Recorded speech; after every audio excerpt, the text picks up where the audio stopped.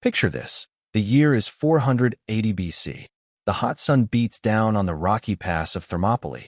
King Leonidas and his 300 Spartans stand ready to face hundreds of thousands of Persian soldiers.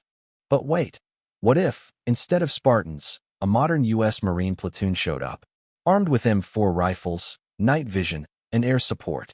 Would history play out differently? Or would sheer numbers still crush them? Let's dive in and find out.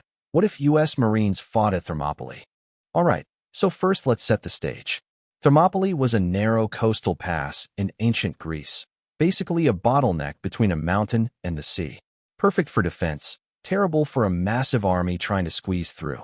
In real history, about 300 Spartans and a few thousand Greek allies held this spot for 3 days against a Persian army that may have numbered over 100,000.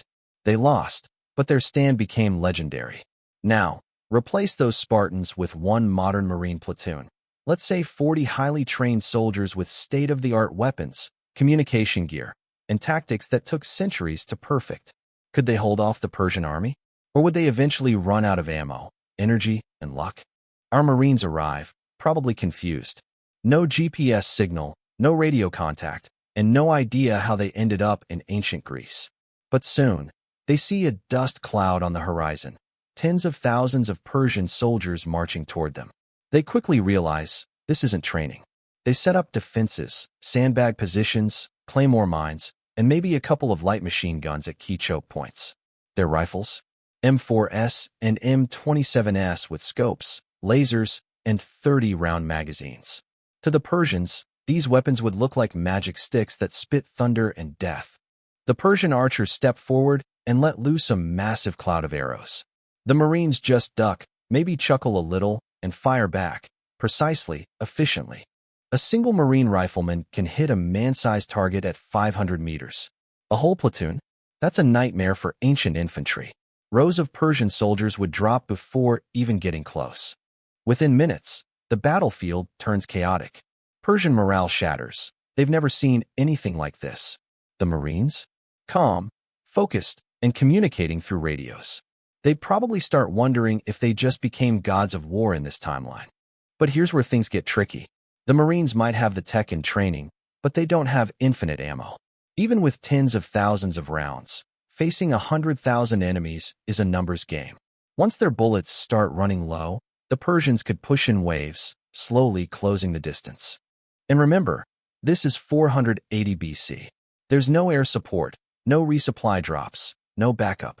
Once they're out of ammo, their M4S are just fancy metal sticks. Hand-to-hand combat.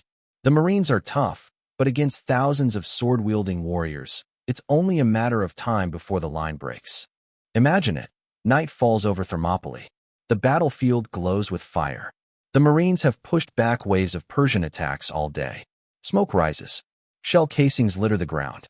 But their ammo is nearly gone. In the distance, the Persians regroup for one last charge. Tens of thousands screaming warriors rushing the pass. The Marines switch to their last resort: grenades, bayonets, knives, fists. The sound of gunfire fades, replaced by chaos and shouts.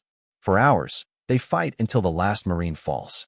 A stand so fierce, so unbelievable, that Persian soldiers might tell legends of thunder warriors who came from the sky.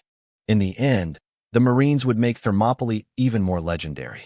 They'd probably inflict tens of thousands of casualties before being overwhelmed.